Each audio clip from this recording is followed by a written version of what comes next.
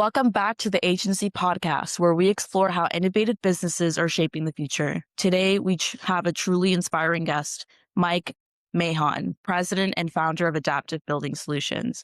Mike's firm is at the forefront of sustainable construction, creating high-performance, environmentally responsible spaces. Mike, welcome to the show. Thanks, Daniela. Thanks for having me on. Mike, it's a pleasure to have you. Let's start at the beginning. What inspired you to find Adaptive Building Solutions, and what was the vision behind focusing on sustainable construction and design? Yeah, sure. So before I started this company, I was living and working in San Francisco 25 years ago. And out there, they had started promoting green building kind of in general and what that meant. The United States Green Building Council, USGBC, has a certification called LEED certification with a bunch of benchmarks for various aspects of building: energy efficiency, indoor air quality, water conservation, rapidly renewable materials, using, recycled materials with recycled content. So there's a bunch of point categories, and I learned about this out there in San Francisco, and I thought it was, this is great. This is really cool. This is kind of the future of building. And so when I came back to Michigan, there's this saying in Michigan, it's in the Midwest, if it starts in California, it takes about 10 years to get here. So I figured I was probably okay and a little bit ahead of the curve if I was to go ahead and make this our mission when we started the building company. So that's what we did. We kind of planted our flag in the green building space. I'd grown up, in a family of environmentally aware conservationists. And so for us, it was always a core value. So it dovetailed really well with creating the company and with a goal to build high performance, sustainable homes. Wow, that's a fantastic journey. For those who might be new to the concept, can you explain the core philosophy behind environmental, responsible building practices, and what does sustainable construction truly mean to Adaptive Building Solutions? And how do you see it shaping the future of the construction industry? Sure. The kind of the core elements, I would say, for green building, sustainable, environmentally friendly green building, kind of, it starts in design. And working with our client and the architect to kind of pinpoint what their kind of goals are. So we don't have a blanket application. Each house is a little bit different depending on what each client is trying to achieve. So if they're, really focused on water conservation or indoor air quality, then we'll design to those standards. If they're really focused, and most people are really focused on energy efficiency, we'll design to those standards by putting in place a very robust thermal envelope, making the house airtight. And then we equip the house with a set of mechanical lungs so that it can breathe, because an airtight house is not good for its occupants. Fresh air is essential. So the ERV provides that fresh air without blasting all of your conditioned air out into the for example, we heat our homes up here in Michigan in the winter. That cold air, we don't want to bring in 0-degree air and blast out 70-degree air. So the ERV brings that cold air in and takes the warm air of the house, the stale used air, and it crosses in the ERV so that the warm air going out, the warmth, the heat transfer to the cold air supplements that cold air coming in. So instead of 0 or 10, 20-degree air coming in, it's more like 50 or 60-degree air coming in, and the 70-degree air going out is contributing to that, right? So energy efficiency is a big one, to answer your question. Another one that's really big is carbon footprint. We hear that a lot in environmental discussions, of course, in, talking about global warming and other scientific discussions that, we're having around the globe. Regardless of what side of that conversation you fall on, we know that carbon emissions and carbon footprint is a big deal, and it is a major contributor to greenhouse gases. So some of our clients will really press on that, saying, we really want to reduce our carbon footprint. And in those situations, we will actually, let me step it back just a moment to say that one of the things we started introducing was reducing carbon footprint and reducing the embodied carbon that goes into a home. And what I mean by that is for every material that goes into building a custom home, that material has to be manufactured. And the manufacturing process, there is often a amount of carbon emitted into the atmosphere to make that piece of material. So we researched and identified some of the big offenders for embodied carbon. The biggest ones were really a surprise to us. We found that foam board, which we used a lot in making homes very energy efficient, was a very high offender. And then another one that we did know about was cement or concrete. So we started down the path of looking for alternatives to reduce that embodied carbon in our homes, and also to add materials that sequester carbon from the atmosphere. So we've done straw bale homes, we've done homes with cellulose insulation and wood pulp fiber pressed fiberboard insulation. There's a lot of materials we can integrate into the home to sequester carbon, and some other materials we can take out to reduce that embodied carbon. So, these are the kind of the fundamentals, I think, of green building and sustainability in the residential home building space. Indoor air quality seems to be of utmost importance. So that's also a very important piece of the puzzle there, by reducing materials that have very high VOCs, volatile organic compounds. So we can get low VOC paint, low VOC glue, because there's a lot of materials that will off gas in a new house. And studies have shown that that off gassing can be hazardous to human health and not have, an immediate impact, but, the long-term impact decades down the road from exposure to that kind of stuff are things that we're aware of and that we're, selectively eliminating from the process so that we can create, not only energy efficient and sustainable homes, but also, very healthy homes. And I think the last piece of it, if I may, is durability and low maintenance.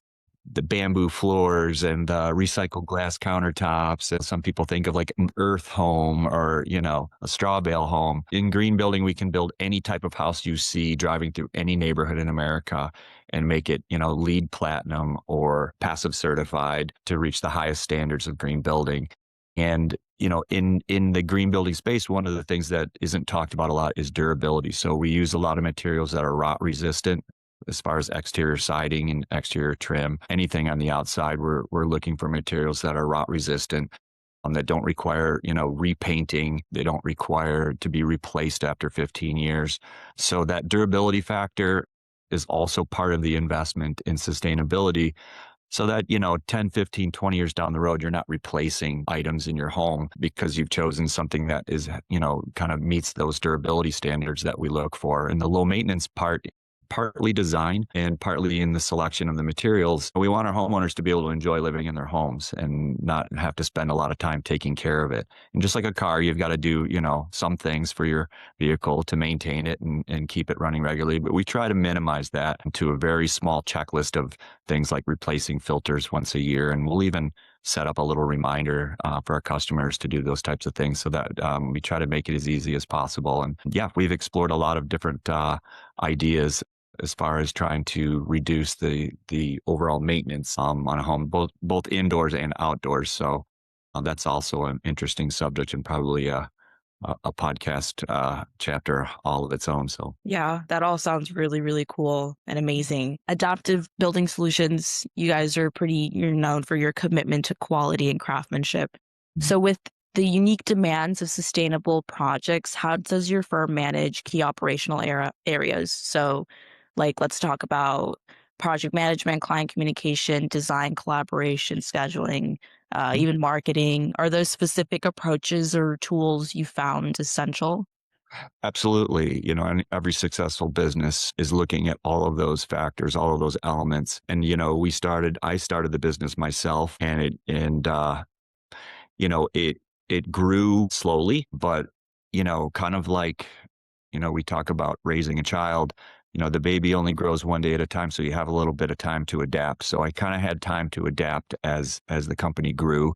Eventually, after about 6 or 7 years, my wife, Andrea, left GE after 25 years at GE Healthcare and came on board. And by us joining forces and her coming into the company, it really brought a clarity in how we handle our processes, right? And we started really looking at our process for everything from contracts to estimating and bidding to our process for construction, our process for planning, and then all of the processes that go into construction and the phases and transitions and handoffs in order to assure that, each phase that we're going through is meeting the highest quality standards that we can achieve. And, we've found that, the house is only going to be as good as the people that are working on it, right? So for us, finding the best people that are, the best at what they do has been a huge, huge lift for the company and for our clients because, in this industry, a lot of times people are really looking at trying to cut costs, cut costs, cut costs. And when we were in that mode of cost cutting all the time, frantically trying to cut costs, we found that we were having a lot of problems, right? Because we were coming in at a price point that did not deliver the quality that we were looking for. So we expanded our search and we really started looking for, people who were the best at what they did. And slowly but surely over the course of 20 years, been adding those people to our offering and to our team so that, we've got professionals, really, truly people who love doing what they do. And the other part of it was really trying to get the buy-in from the guys, right? Because these guys and gals, they work for other builders. We do a lot of subcontracting, right? Because we only build 2 or 3 quality custom homes a year. We do that intentionally because we want to be able to be on site and focus on each project and give it the attention it deserves. We're not out to conquer the building world, as my wife says. We're not trying to build 25 homes a year. For us, it's quality over quantity. But these homes are ranging anywhere from $1 million to $5 million. And the clients that we have that are interested in doing this, they want both the luxury and all of the sustainability features. And so it's really, it's a collaboration with the client, the architect, and our team to develop the design and to kind of flesh out what it is the client's looking for. And you'd asked about that part of the business as far as process and design and collaboration. Our preference is to work with the architect and the client through design development because that allows us to kind of nudge the designs to and look for areas where we can improve to try to avoid areas where we know there are going to be problems, making suggestions about how it's going to be built and integrating that into the design development.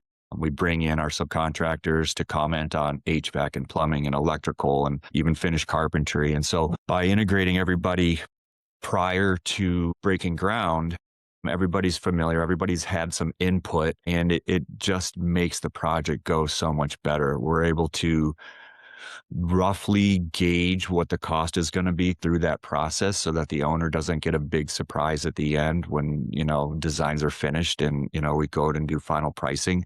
And I think that's kind of the pain I think a lot of people have felt when they sit down with an architect and design their dream home, and then they go and shop it out to 3 or 4 builders, and they find that the price that the architect had been designing to and where they thought they would be isn't even close to where the bids are coming back, right? So that element of surprise is, I wouldn't say eliminated, but it's greatly reduced by having the builder in the design process so that we can kind of put some guardrails up and make sure that the budget and the design are on the same page. And generally people tend to kind of dump everything on their wish list into the house and see where it lands. So sometimes we have to do all that and then kind of work backwards to strip out things that can be stripped out in order to meet their budget.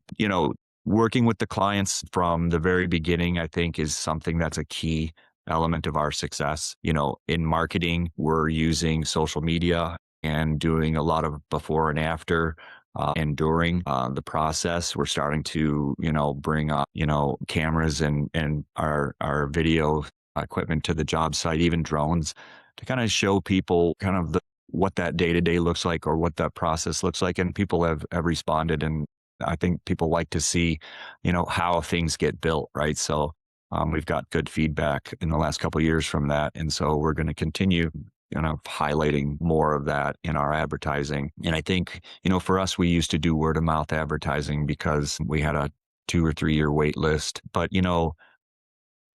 for a good business to survive the ups and downs in this industry, we've found that, you really have to have your name out there and kind of, reach out further than what, say, your network of people that or people that you've built for can provide in order to keep that pipeline full, because the economy bends and sways dramatically, and with interest rates being high, we've felt it. We've experienced, those gaps or those times when the pipeline, maybe wasn't as robust as it was, years prior. So yes, definitely putting money into an advertising budget is highly recommended for any builder or remodeler out there.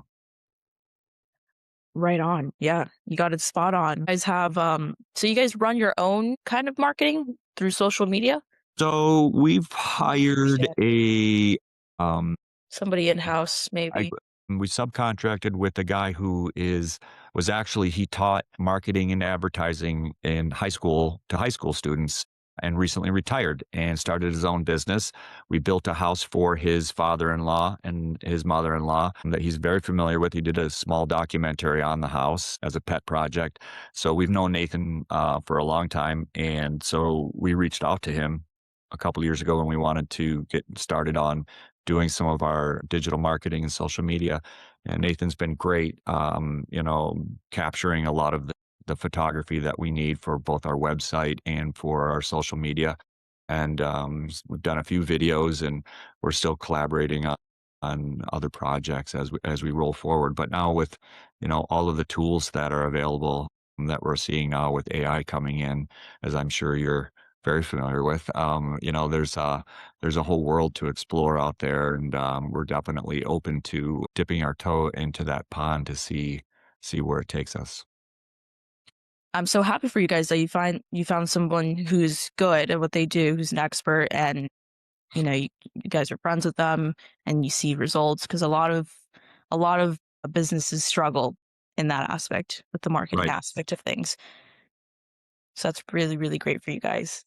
Yeah, yeah. We see, we do our homework, and we monitor what other building companies are doing and how they're getting their brand out there. And, we can see what works and what doesn't work. And we know obviously which builders in the area are doing well and which builders are struggling. So, by kind of monitoring that and seeing what we like, how these images translate to either print media or to the computer screen or cell phone. That's something that we're really becoming very aware of and starting to work towards capturing those images, because these homes, the details and the amount of effort that goes into just the smallest spaces, we can capture that and share that with our audience, and people tend to respond to that, and really like to see, the real fine details of a, finished space. So it's been really fun to kind of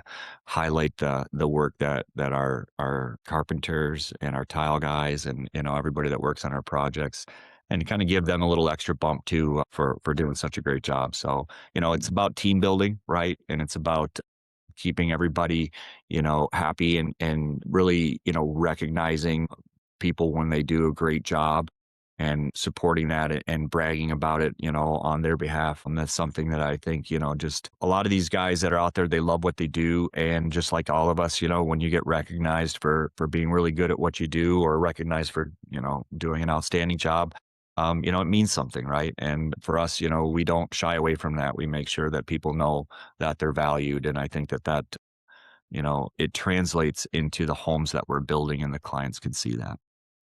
Of course, yeah. People can feel that kind of Mhm. energy that I'd you say put a off. lot of love goes into these houses, these Yeah. homes. Yeah, I can totally see that and hear the passion in your voice when you're talking about it. So going back to maybe like operational challenges, what are the biggest operational challenges you face in coordinating these elements?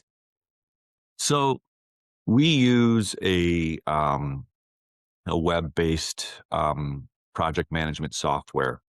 Okay. Um, and at the time that we brought the software into the company, it was about the time my wife joined the company. It really changed the way that we plan, schedule. It was just a huge game changer for us, okay? Because it just gave us the visibility of all of our specs, all of our site plans, and our construction documents. It gave us visibility of all of our change orders. It gave us visibility of our schedule, and it allowed us to set reminders and to reach out to other people and bring them in and have them be able to use this tool to be kind of a central source of truth, a central source of information for us. And the homeowner, we can actually invite them to come on to the project um, file, and so they'll have access, and they can access through their phone, tablet, or laptop. And they have a bit of a limited view. They don't see the whole 6 months or eight, let's say a year and a half long schedule, but we'll give them like a 60-day sort of here's what's happening, because in our business, that schedule can change, and so we kind of try to limit that view. But it's been a game changer for us in terms of how we plan and how we schedule and how we roll out our projects. The operational side is something that, for us, we take very seriously, and, right down to protecting what we built and keeping a clean site. For us, it's imperative that we keep a clean site. We keep materials organized, that we have guys cleaning up after themselves when they're done, whether it's the end of the day or the end of the week, depending on, how long they're going to be there. But, we want to make sure that we have a very stress-free environment, and, nothing can start to derail the process, like having materials scattered everywhere and having people's, cutoffs and sawdust and wood shavings and you name it, stuff that gets left behind. So, we do a really good job at keeping that site clean. We never know when a homeowner is going to come to visit or bring a friend over. We want them to be impressed with what they see at every stage of the project. So, it takes a little bit of time and it costs a little bit to to keep that consistency, but we've found that it just helps it with our end product as far as quality. And the other side of that is systems that we've integrated to protect what we've built. So, we use actually house wrap or building wrap. And there's a special brand that has a slippery side and a non-slippery side, kind of like Tyvek. And we use it for floor protection. It comes in a 10-foot roll. And so we'll roll it out on the subfloors before drywall so that, the subfloor is not getting saturated with drywall dust and glue and whatever else happens throughout the project. We can strip that off. When we go to lay flooring, they're laying flooring on fresh, clean subfloor. Then we go ahead and cover that floor once again, so that, the next phase of finish construction can go through the house. And if somebody spills coffee or somebody glue falls out or some, tips over a can of paint, everything's protected. And we don't have to worry about backtracking and going and replacing materials or trying to fix things. So we spent we put a lot of effort into going slow, taking our time, and doing it right. And I think that, my painter once said most painters spend uh, 80% of their time painting. He said we spend 80% of our time prepping and 20% of our time painting. And, you know, I see it in his work, and what that means is they're very diligent about taping off and removing, metal like door handles and door hardware when they're going to paint a door, sanding, preparing a surface prior to painting, so that when it comes time to actually apply the paint, they're working with a perfect backdrop. And when everything gets pulled off and all of the protections get pulled off, we have a perfectly clean, precise job that's been executed to perfection. And that's taking your time and not rushing through it and not cutting corners, but really, investing the amount of time it takes to do it the right way. And so we've really applied that to just about every phase of the project and encourage people to, kind of work in that manner, where they're, taking the time to prep, to clean, to organize. We don't want to slow people down and, keep them on a job for 2 weeks when it could have been 1 week. But we don't want them to just blast through it and be on to the next job. There's got to be a happy medium. And so we've been able to find that happy medium. And I think that that's been a big part of our success. That's really, really great. It sounds like there's a lot of moving parts and efficiency is key. How do you currently leverage technology and data to support more streamlined workflows, improve communication among your teams and with clients, enhance the overall project coordination?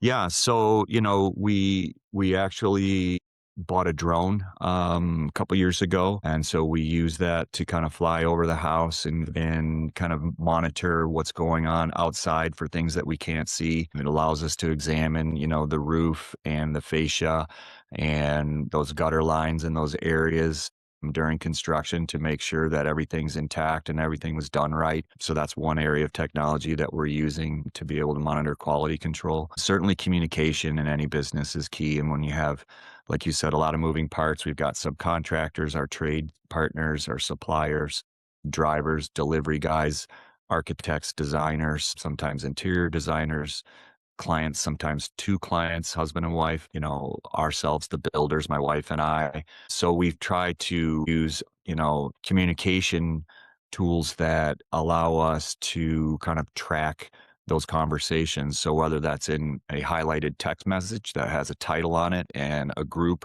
of people that are being informed, and we use that quite a lot because it's easy to kind of document, what the discussion is and allow people to respond, when they're available, because not everybody's always available at the same time. We use Zoom a lot for our face to face or FaceTime on site. Sometimes we'll have a client that's living in another state and we have to get decisions from them on certain aspects of the build when we're in the finish. So we'll FaceTime or Zoom to kind of show them what's going on. Certainly email is always, seems like email is kind of like the old turtle now, but we do, use it from time to time. And then we also can communicate through our project management software. There are tools there that kind of act like text messages and other, message boards. So on occasion we'll use that for that purpose. But really, we don't want to have people take 2 or 3 steps to get to a message. So we found that a lot of times, if a phone call doesn't work, a text message that's got a subject heading on it tends to be very effective for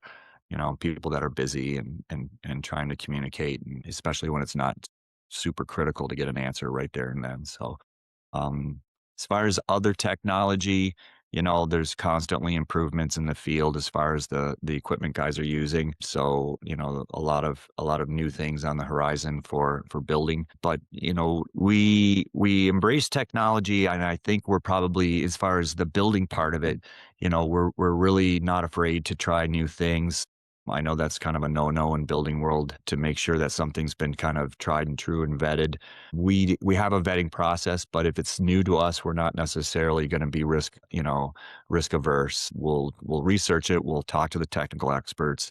A lot of times those sales groups have people that will come out and do a tutorial or walk us through how that system gets integrated into the project. So, our first elevator, our first solar installation, our first mini split, our first superior wall basement system, all of those took a mix of technology and communication and education to get up to speed before it, and even sometimes we'll do a rehearsal to make sure that we got it right before we actually go to execution. So it's careful planning and kind of being knowledgeable about what you have to work with and who you have to work with, and trying to get everybody on the same page. And that's really the kind of the essence of building and custom home building is, every home is a prototype. We've never built the same home twice. So, there's always going to be obstacles and roadblocks and new discoveries. And how we deal with those is, it's very important to be able to deal with those things in a calm, cool, and collected manner that, really we're looking for solutions, right? We want solutions based conversations, not finger pointing and not, woulda, shoulda, coulda, but here's where we are and what do we have to do now? And so, for us, that's we say we have to come up with an adaptive building solution every once in a while, but that's because it's our company's name. It's kind of a joke, but it's become quite frequent that every project always presents us with something that we weren't expecting, and we have to roll through that. And I think that's kind of what excites me about being in this field is that every day can kind of bring something new that you didn't expect, and you got to work your way through it. And it feels pretty good at the end of the day to solve some of these big challenges. So Nice. Yeah, you and your team are definitely at the forefront of innovation. And it's a great tagline. That's also the name of your company. I love that. I really do. So, thinking about those challenges you mentioned, what about on the administrative side of things like paperwork and documentation, yeah, so on and so forth? Because that I also know is a long list of yeah. to dos. Sure, sure. So we try to, digitize everything that we can digitize so that we've got, a cloud backup and way that we keep our files and access to all of our files really is run on the admin side. And my wife, Andrea, manages and does most of the data entry for all of our digital records, scanning documents and getting digital PDFs into our project management software. So we have those files from permits and surveys and other critical site documents. We'll put deeds and bank records. I mean, everything that we have, we put that into our project file, and we try to stay away from having to print, too much. We do often print just to be able to kind of show in the field, and have, the ability to kind of flip through the pages of, let's say, our sworn statement, which is basically a spreadsheet of every line item of labor and material that goes into a project. So we'll have over 200 line items of labor and materials that are going into any project on any given project that we have. So for us, it's really important to, kind of be able to have visibility of that, to know where we are with our budgets, what we've spent, be able to have that transparency with the client so they can see what the costs are. The bank also and the title companies when a client is working through a lender with a construction loan. So that's a requirement for us to have all of that paperwork in order and all of that visibility for when the time comes to take draws on the projects. That part of the business is where a lot of new builders and some old builders are challenged and have put a few people out of business that I've talked to. So that's something that, I would recommend to any young builder or new builder out there to definitely make sure you keep your records and your paperwork in order. There's quite a bit of legal liability in our field, and so it's important to file all of those proper documents for permits and notice of commencement and notice of furnishings and things that in the event that there's ever any discrepancy or problem that you've kind of followed along those document procedures that are just common in our business, a lot of times overlooked, but it's something that everybody's supposed to be doing, and so we try to kind of keep up with that the best that we can. And there's a whole world of liability in the insurance side with workers comp and liability, so making sure that all of our subcontractors are insured and have all of their paperwork updated and everything, because there's an audit at the end of every year for all of that insurance. It's a lot of work. There's a lot that goes into the behind the scenes for a builder, but I Yeah. don't often have people ask me about that, so that's interesting. This is something that people can learn from, because people don't see this side of the Side of it. business every Sure. day. Right. So it's good awareness. So yeah, thinking about that side, the administrative side, which is very time consuming, you could say the paperwork, the project documentation, the client records, and just the internal organization. Have you looked into using automations or AI intelligence systems to kind of streamline some of those processes to free up some time on your end? Yeah, so I'm just now kind of dipping my toe into that pond. I have heard this one facet of AI really interests me as far as AI and an agent, training an agent to be able to do some project estimating. That Okay. would just be absolutely fantastic if we had an AI agent that was trained to be able to read our blueprints and to be able to give us a projection of what the project costs will be. And so we're kind of fumbling around with, these old spreadsheets that have the 200 line items with the Right. different costs and plugging those numbers in to feed the AI the data and then, trying to put in metrics, whether it's, lineal feet or square feet or other sizes that, it can start to learn, cost per square foot, cost per lineal foot, and be able to see if we can get it to kick out some numbers for us. But I've heard that there are a few companies that have developed some agents that are able to provide that. So, I suppose it'll come down to, like everything, I started the business myself. So, I wrote my own first contract and it was years before I had an attorney finally come and write a contract for us. So I would imagine the AI part of it's probably going to end up in the same boat where, we're going to try ourselves to do what we can and it'll be okay, but it won't be great. And then we'll eventually, bite the bullet and you know, bring in somebody that's all they do. And we found that that's a key to the success that we've had is that, hiring people that that's all they do, to come in and provide that service and see what happens. So, yeah, I know that that's something that, it's kind of one of those things that if you don't get on board, you're gonna get left behind, and I believe that Yes. about AI. So and I've seen, I'm just scrolling through Instagram and kinda monitoring our Instagram account for the company. So many advertisements about lead generation and about, back office admin, answering emails and phone calls and scheduling appointments and everything that an trained AI agent can do. So, I'm more interested in it than my wife is. She's kind of a little bit more hesitant to kind of turn over control like that. Um, Right. I so I mean, think, yeah. there's a lot that goes into it. It's very detail oriented creating these workflows. So Mhm. obviously they're essentially created by you guys. And when I say that, Right. I mean we uncover every little detail we need to know in order to build and automate these workflows for you guys. Awesome. And Right. people will come around, but Oh, yeah, yeah. it's either you hop on board or you get left Right. behind. Definitely. I mean, Just like it's moving crazy fast. crazy fast, and I think about it's just like my parents with the cell phone and how long it took them to finally go from their old flip phone to having a smartphone, and they were just, they just didn't know, and they were kind of like, "Oh." I think it's a control thing. I think people are worried about, turning over control to something to do something, and I think once people understand it and kind of are able to see the benefits and start to actually use, their AI options, I think, like you said, it's gonna be it's a game changer for sure. So,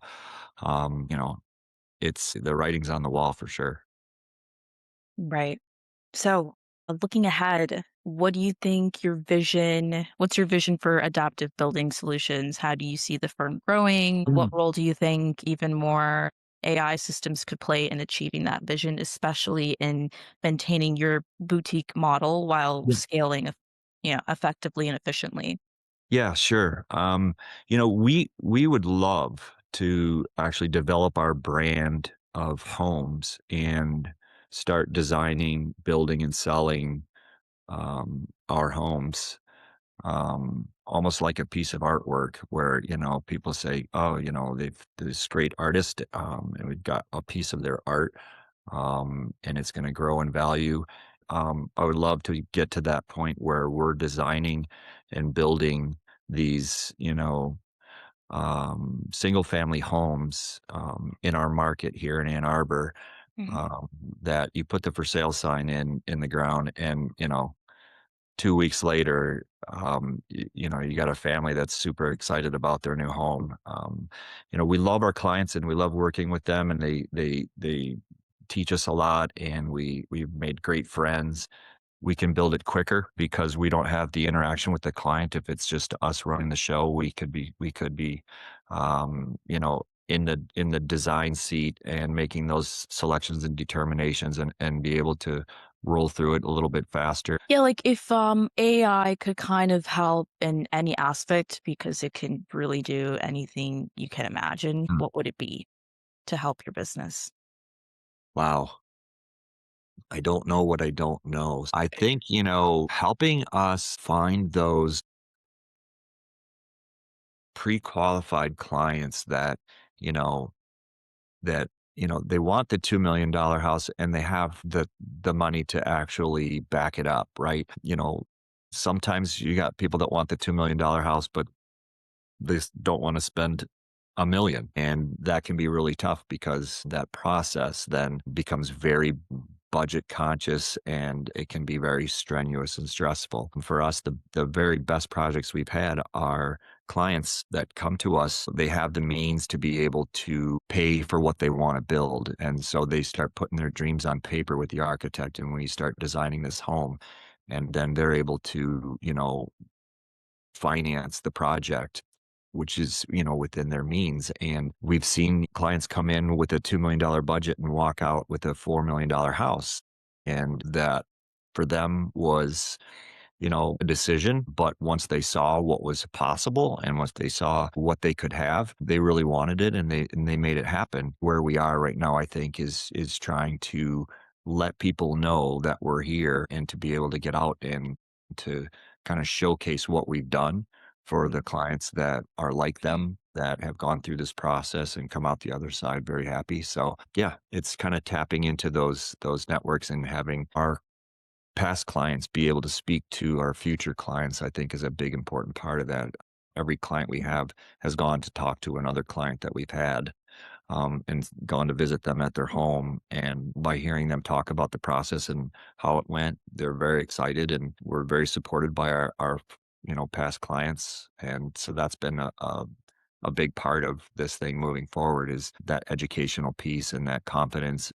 That process of building to those standards is a different approach to building than the code built process, right? So, if a builder's just used to meeting code minimum, then, they're going to struggle with a set of plans that, is for a high performance, sustainable home. So, for us, that's kind of our bread and butter, and kind of getting that out, I think, is really, the challenge, right? To find those audio Yeah, of into, course, the kind of like optimizing your lead yeah, scrape, right? yeah, And you got it. targeting certain zip codes and Yeah. that whole realm of kind of marketing, but AI can help with. As far as your referrals, because it sounds like you have great clientele. Do you have a referral system set in place? We don't have one officially set in place. We Okay. have 3 or 4 go-to clients that are always willing to talk to new people, or if, we ask them Oh, to. that's great. That really Yeah, is great. that yep, they will. And actually recently we've got them to kind of put that in writing so we could put it on our website, and it kind of draw a reference to it as, just a written statement about, they were, great to work with, blah, blah, blah, blah, blah, which is great, having that. I think everybody that kind of goes through the process is going to do all of their due diligence and go through websites and social media and news, articles and things like that. So that's all there. Yeah, it's That's just awesome. for us, you know, it, Ann Arbor's a great place for this because we have a university here in Ann Arbor, the University of Michigan, one of the top 10 universities in the world. We got people from all over the world that come here to teach, to go to school. We've got a first class hospital system here off the University of Michigan. And there's a bit of a tech hub here, kind of a little mini Silicon Valley kind of tech hub that's growing in the Ann Arbor area. That's kind of a spinoff of the university. So it's quite a bubble as far as an economy goes, and there's constantly new people coming into this market. So for us, we feel like, there are a couple other areas in Michigan where we know that, the just north of Detroit, where a lot of the big three automotive dollars are. And that's where their 5, 6, 7, $8 million homes are. That luxury market is up in the Birmingham and Bloomfield Hills area.